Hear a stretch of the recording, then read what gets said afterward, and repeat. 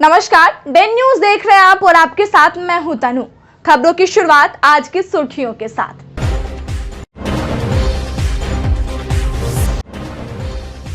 अपनी आंखों की रोशनी गंवा चुके पीड़ितों से मिलने पहुंचे पप्पू यादव। कहा, ठेकेदार और माफिया चला रहे हैं अस्पताल पर उचित कार्रवाई नहीं की गई तो किया जाएगा आंदोलन।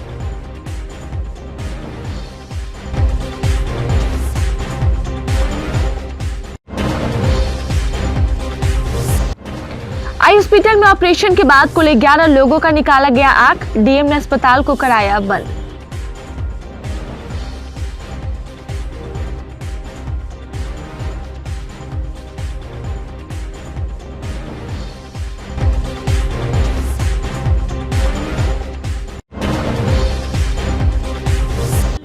और बीच सड़क पे लड़कियों ने छेड़ा युद्ध, जमकर चले लात घूसे, video viral.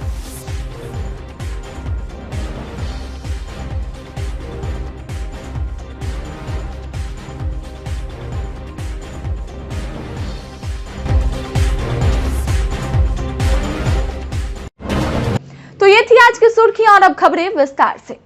Muzaffarpur eye hospital में मोतियाबिंद के ऑपरेशन के बाद 25 लोगों की आंखों की रोशनी चली गई थी। घटना के बाद मुजफ्फरपुर से लेकर पटना तक में हड़कंप मचा हुआ है। अब इस मामले में नेताओं का बयान भी आना शुरू हो गया है। बुधवार को जाप सुप्रीमो पप्पू यादव ने आंख गंवा चुके पीड़ितों से मिलने पहुंचे। इस दौरान उन्होंने सभी पीड़ित परिवार को 2-2 लाख रुपए मुआवजा देने की मांग की है। साथ ही ऑपरेशन करने वाले डॉक्टरों की सारी सर्टिफिकेट रद्द करने की भी मांग की है। वहीं मीडिया से बातचीत करते हुए पप्पू यादव ने सरकार से इस पूरे मामले की जांच हाई कोर्ट के जज की मॉनिटरिंग में कराए जाने की मांग की है। साथ ही आई हॉस्पिटल के प्रबंधक को जेल भेजने की भी मांग की है। पूरा स्वास्थ्य विभाग के सिस्टम पे सवाल खड़ा करते नीतीश सरकार को इसकी चिंता भी नहीं है। उनको शराब की खाली बोतल की चिंता है। कि आई हॉस्पिटल पहुंचे पप्पू यादव ने कहा कि अस्पताल प्रबंधक से पूरे मामले की जानकारी ली। इसके बाद एक पीड़ित महिला को 5,000 रुपए नकद भी दिए। इस दौरान बातचीत में उन्होंने सरकार पे जमकर निशाना साधा। साथ ही पूरी घटना की सीबीआई जांच की मांग की है। वहीं अस्पताल प्रबंधक को गिरफ्तार कर जेल भेजने की भी मांग की है। साथ ही पीड़ित को 2 लाख रुपए मुआवजे की भी मांग की है। अगर ऐसा नहीं होगा तो पप्पू यादव धरने पे बैठ जाएंगे। ये लगभग फर्जी नर्सिंग होम, अब फर्जी डॉक्टर, मैं उस नर्सिंग होम की बात नहीं करता हूं। लगभग इन नर्सिंग होमों में कोई न कोई एनजीओ या किसी न किसी बड़े माफियाओं का, नेताओं का पैसा इन्वॉल्व है। ये आप समझिए। कोरोना काल में भी यही हुआ। मेरी लड़ाई इससे लिए हुई तब से। चमकी बुखार, डेंगू की स्थिति भी यहाँ पर वही होती है। हमको डेली देखना है, ऑपरेशन तो कम करना है, देखना कितना है। ऑपरेट इतना नहीं करना है हमें, 28 और लेकिन हम 1 मिनट भी किसी पेशेंट को देखने में नहीं लगाते हैं। बस हो गया, 10,000 की दवाई लिख दो, 20,000 की जांच लिख दो और फिर लूटो। जिसको जांच की प्रक्रिया में नहीं जाना है, जांच लिख दिया। जिसको 200-300 रुपए की दवाई की जरूरत है, उसको हम 20,000 की दवाई लिख दिए। और फिर ड्रग्स माफिया, गाड़ी, ऐश्वर्याराम की जिंदगी, इनको ले जाके विदेश में घुमाएंगे। ये जो बड़ा बड़ा अट्टालिका है, मंगनी का चंदन घसो रघुनंदन, ये जो पूरा नाश करने में लगा हुआ है। अब वो टेक्नीशियन फर्जी पढ़ा लिखल, लगभग मध्य प्रदेश कहां से, अब बात खत्म हो गई। तो हम इंक्वायरी की मांग करते हैं, सीबीआई इंक्वायरी की। सरकार पर भरोसा नहीं है, आप सीबीआई इंक्वायरी कराइए कि एक इतना बड़ा रैकेट कहां से। घुटने का रिप्लेसमेंट नहीं करना है, खरीदेना है। आंत का नहीं करना है, न्यूट्रस का नहीं करना है, कर देना है। कोहनी का नहीं करना है, कर देना है। हार्ट का नहीं करना है, कर देना है। मतलब अच्छे आदमी को खराब करने के लिए हॉस्पिटल पैदा हो गया है और मार दो। और जो डॉक्टर है उनका पूरा का पूरा सर्टिफिकेट कैंसिल।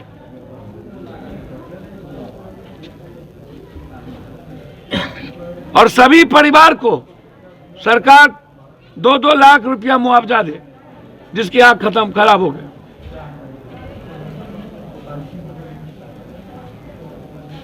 सदन में कोनो चर्चा नहीं, आंख वाला घटना घट गया, गरीबी घट गया, खत्म हो गई, बर्बाद हो गया बिहार, 7.5 करोड़ गरीब। चर्चा होगा खाली बोतल को ले गए, पहुंचा दिए दारू, चोट्टा, हरामी, कुत्ता, बिल्ली, साला, एक दूसरे को गाली, डाइवर्ट करना बिहार के 14 करोड़ लोगों को।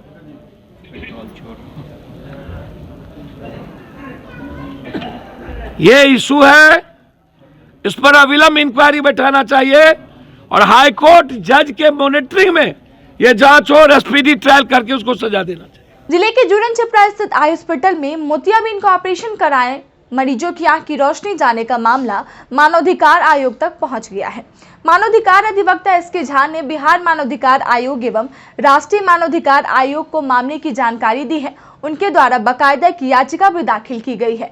साथ ही साथ अधिवक्ता द्वारा मामले के संबंध में उच्च न्यायालय पटना और सुप्रीम कोर्ट नई दिल्ली को भी पत्र लिखा गया है।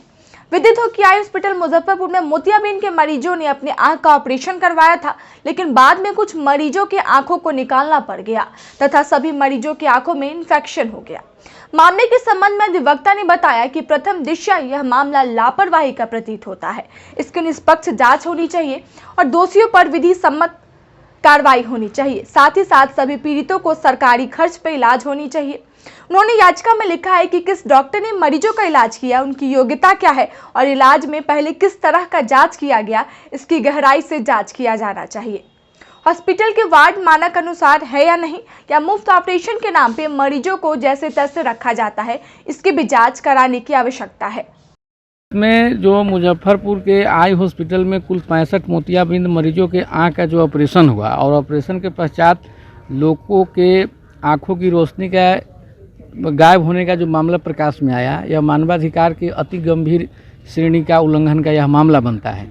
जिसके पश्चात जब ये खबर हम लोगों को जब जानकारी जब मिली, उसके बाद हम immediate national human right commission और बिहार ह्यूमन राइट कमीशन, चूँकि हम माननीय आयोग में हम मानवाधिकार उल्लंघन संबंधी ही वाद को हम बहुत दिनों से हम दायर कर रहे हैं और वहाँ पर हम लड़ते हैं, मानवाधिकार आयोग में ही हम उल्लंघन का मामला को लड़ते हैं।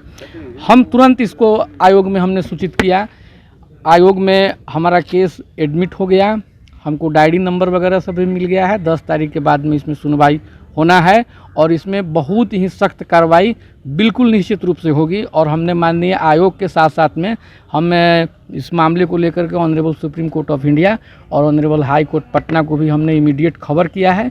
अब उम्मीद है कि 10 तारीख के बाद में इसमें बहुत ही हार्ड स्टेप कमीशन की तरफ से आ रहा है। क्या आरोप लगाया इसमें हमारा ये था कि जैसे इस चीज़ की जो जांच करना है कि 65 मरीजों का जो आपने मोतियाबिंद का ऑपरेशन जो आई अस्पताल के द्वारा किया गया, तो आखिर कहाँ पर लैचेज हुआ कि सारे लोगों के आंख में इन्फेक्शन और आंख निकालने की बात हुई। सवाल ये उठता है कि हम जब स्वस्थ होने के लिए अस्पताल में जाते हैं, लेकिन अस्पताल हमारे माने स्वास्थ्य को ही खराब कर देता है। अब व्यक्ति के पास में 2 आँख था, अब किसी का 1 आँख को आप निकाल लीजिए, अब वह व्यक्ति कैसे रहेगा। ये तो आर्टिकल 21 का बिल्कुल जो है सो यह को क्रश किया जा रहा है आई हॉस्पिटल के। और आई हॉस्पिटल एक पुराना अस्पताल है और उसमें कुछ लोग ऐसे बैठे हुए हैं जो आई हॉस्पिटल के प्रतिष्ठा को बिल्कुल खत्म करने में लगे हुए हैं। इसको मुजफ्फरपुर में मोतियाबिंद ऑपरेशन में बरती गई लापरवाही मामले में कई खुलासे हो रहे हैं। जांच टीम की कड़ाई से पूछताछ के बाद पता चला है कि ऑपरेशन के दूसरे दिन ही 4 लोगों की आंखें निकालनी पड़ी थी, तो वहीं एक दिन में एक डॉक्टर ने 56 मरीजों का ऑपरेशन किया।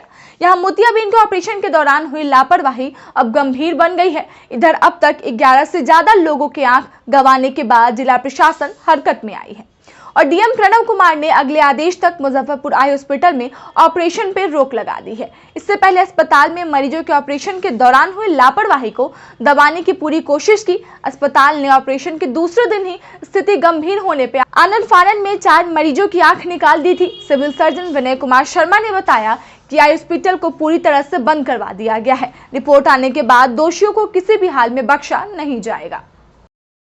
SKMCH में अभी 13 मरीज भर्ती हैं। 11 का ऑपरेशन होकर उनका जो है ऑपरेटेड आँख को निकाला गया है।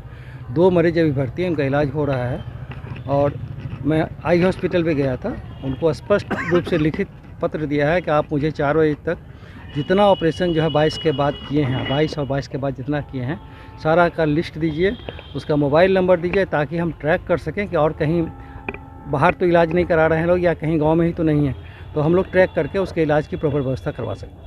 कल जो सर सैंपलिंग वगैरह ली गई है, जो जांच, उसमें क्या कुछ उसमें 72 घंटा लगता है जांच का रिपोर्ट आने में, अभी नहीं आया रिपोर्ट। फिलहाल प्रथम दृष्टया जो मामला आ रहा है उसमें बड़ी लापरवाही का है। ये जब तक हमारा कल्चर का रिपोर्ट नहीं आ जाता, हम कहना तो निश्चित है कहीं ना कहीं से तो लापरवाही हुई है, तभी इस तरह घटना घटी है।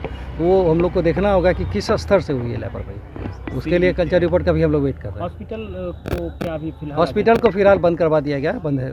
जो जनरल OPD वगैरह OPD भी नहीं चल रहा, बंद है। पूरा अस्पताल हाँ बंद है। मुजफ्फरपुर में ठंड बढ़ते ही चोरों का भी आतंक शुरू हो गया है।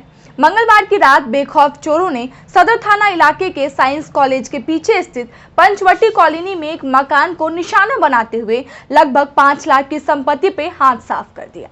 सुबह चोरी की सूचना पर स्थानीय लोगों की काफी भीड़ जुट गई। मौके पर पहुंची सदर पुलिस ने मामले की जांच शुरू कर दी है। घटना के संबंध में गृह स्वामी जागेश्वर महतो की पत्नी सुनीता देवी ने बताया कि वह सब परिवार घर में ही सोए हुए थे। छत के रास्ते से चोरों ने प्रवेश किया और कमरे के अलमीरा में रखे 35,000 कैश समेत बेटी की शादी के लिए रखे लगभग 4 लाख रुपए की ज्वेलरी पे हाथ साफ कर दिया। घटना के बाद सुनीता देवी का रो रो कर बुरा हाल है। गृह स्वामी ने पड़ोस के एक युवक पे चोरी का शक जाहिर करते हुए सदर थाने में मामला दर्ज करवाया है। फिलहाल पुलिस पूरे मामले की तफ्तीश कर रही है।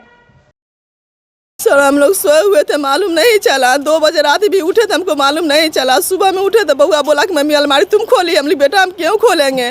उसके बाद देखे तो मेरे पास कुछ जेबर नहीं था। बेटी के दूधान समूचा गाना उसी में रखा हुआ था। मेरा भी सामान था, उसमें 35,000 रुपया था। आगे वाला रूम में 30,000 रुपया उठा के लाए थे मीटिंग वाला, वही पैसा था। 15,520 रुपया रखे हुए थे मीटिंग देने के लिए बंधन वाला का, वही पैसा उठा के ले गया सर। मेरे पास 1 रुपया भी नहीं छोड़ा है। तो प्रवेश कैसे किया घर में? छत के ऊपर से चढ़ के किया है सर। गेट खुला हुआ था। आप लोग घर में थे? जी, आगे वाला रूम में थे। पीछे वाला रूम में मेरा बउआ सोए हुआ था। वो पीछे वाला रूम से गायब किया है। आगे वाला में सोए हुए थे, उसमें से भी 30,000 रुपया गायब हो गया।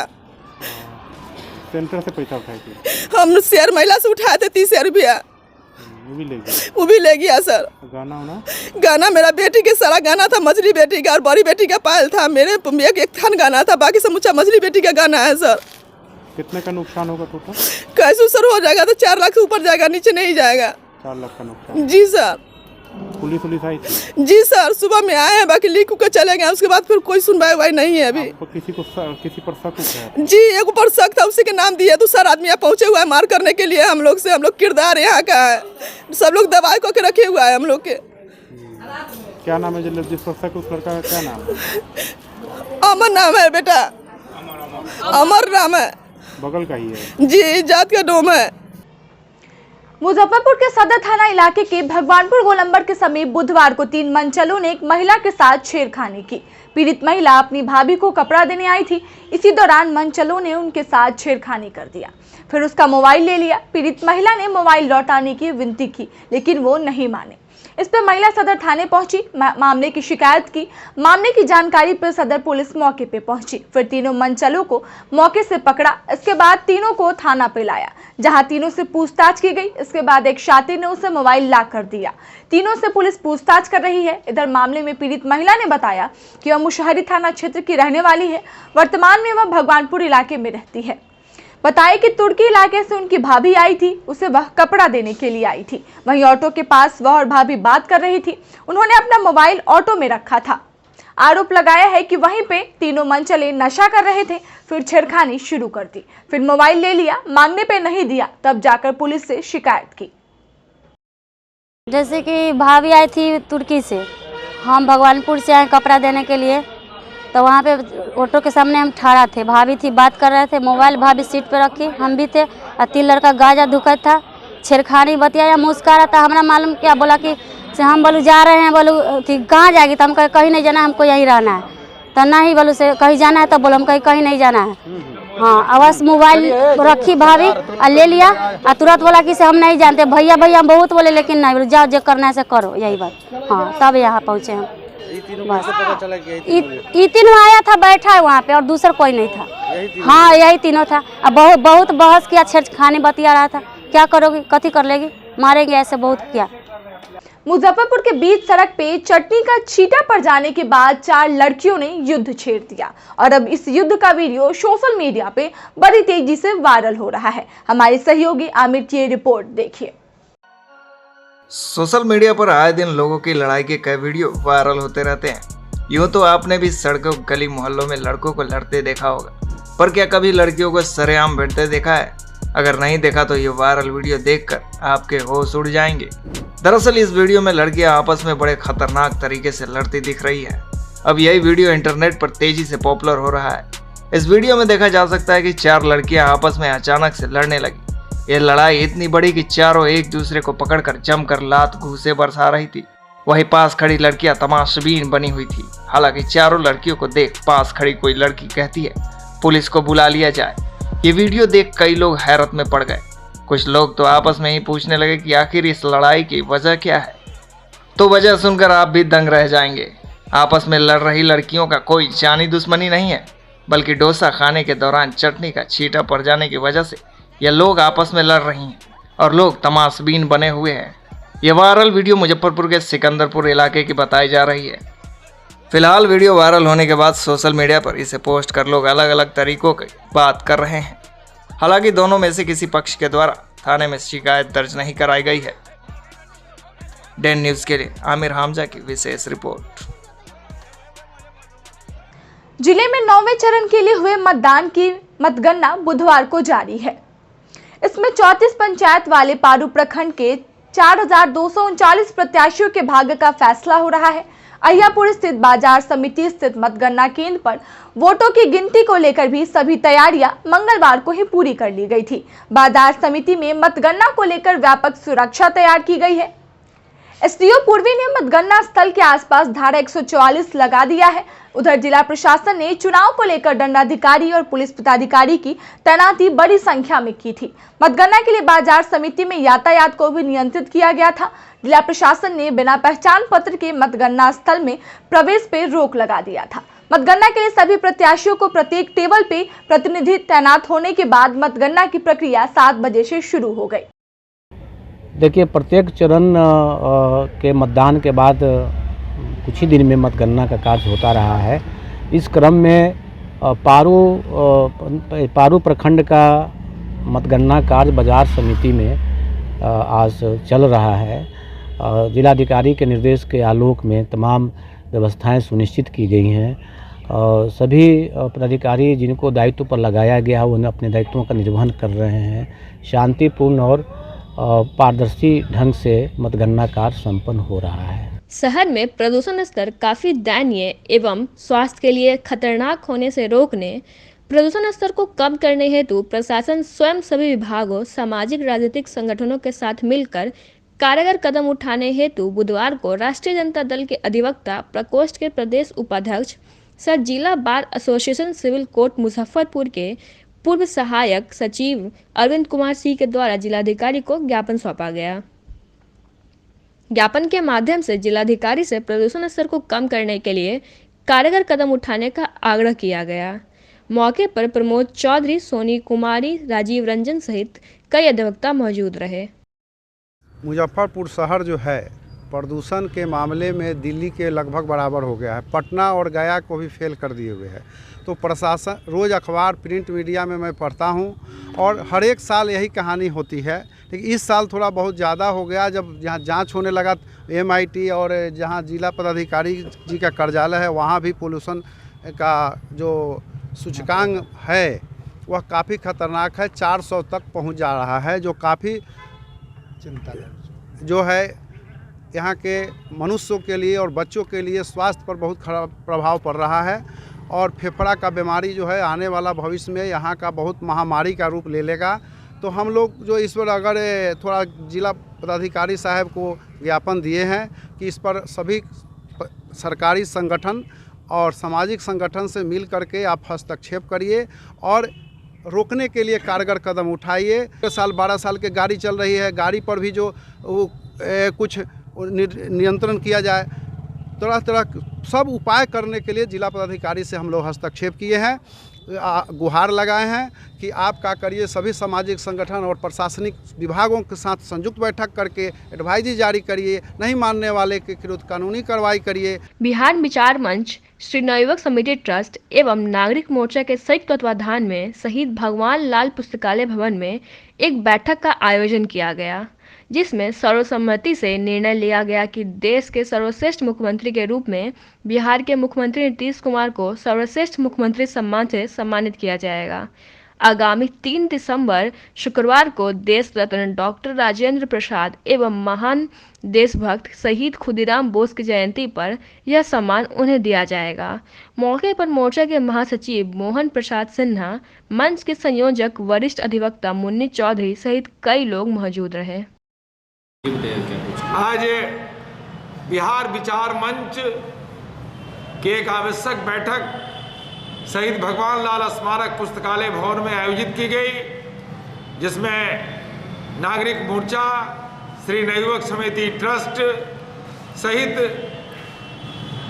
कई सामाजिक संगठनों ने इस बैठक में भाग लेकर हम लोग लगभग 3 महीने से यह अध्ययन कर रहे थे। जो निर्णायक मंडल है, किसी न किसी कार्यक्रम के बहाने हम लोग इस भवन में मिलते थे और देश के अधिकांश समाचार पत्र, क्योंकि ये पुस्तकालय है, यहाँ हर तरह का समाचार पत्र आता है, टीवी चैनल, न्यूज़ चैनल, डेन समाचार सब हम लोग देखते हैं और उसमें हम लोगों ने यह निर्णय आज यहाँ पर किया है कि देश के सर्वश्रेष्ठ मुख्यमंत्री के रूप में माननीय नीतीश कुमार जी को सम्मानित किया जाएगा। बिहार विचार मंच के द्वारा आगामी 3 दिसंबर को शहीद खुदीराम बोस और भारत के प्रथम राष्ट्रपति देश रत्न डॉक्टर राजेंद्र प्रसाद की जयंती एक ही दिन है, दोनों महान विभूतियों का। तो ये कार्यक्रम भारत माता नमन स्थल में होगा। जिलाधिकारी को भी हमने आज इस संबंध में एक स्मार पत्र दिया है कार्यक्रम के लिए, लेकिन यह जो निर्णय हुआ है इसका हम ईमेल करेंगे मुख्यमंत्री जी को और जिलाधिकारी को भी कल हम लोग देंगे, जो निर्णायक मंडल का निर्णय है। बुधवार को बैरियर रोड स्थित झिटकहिया माई स्थान के नजदीक क्रिस्टल क्लियर वॉश दुकान का उद्घाटन दुकान के प्रोप्राइटर की माता वीना देवी ने फीता काटकर किया, जहां एक ही छत के नीचे car wash, interior cleaning, car sanitization, steam wash, tyre polish, glass coating, cleaning, leather treatment की सुविधा उपलब्ध है। साथ ही गाड़ी की सभी प्रकार की एसेसरीज और इंश्योरेंस की सुविधा उपलब्ध है। दुकान के प्रोप्राइटर ऋतिक वर्मा ने बताया कि शहरवासियों को आवश्यकता थी कि गाड़ी वॉशिंग की सभी प्रकार की वॉशिंग सुविधा एक ही छत के नीचे उपलब्ध है। साथ ही हाइड्रोलिक रैंप है जिस पर गाड़ी उठाकर सर्विसिंग किया जाता है। गाड़ी वॉशिंग करवाने आए कस्टमर ने बताया कि पहले गाड़ी वॉशिंग करवाने के लिए रामदयालु जाना पड़ता था, अब यहां खुलने से वहां नहीं जाना पड़ेगा और यहां की सर्विस अच्छी और किफ़ायती भी है। जी, आज जैसा कि आप लोग सबको देख रहे हैं, हमारे नए संस्थान क्रिस्टल क्लियर वॉश का उद्घाटन आज हुआ है।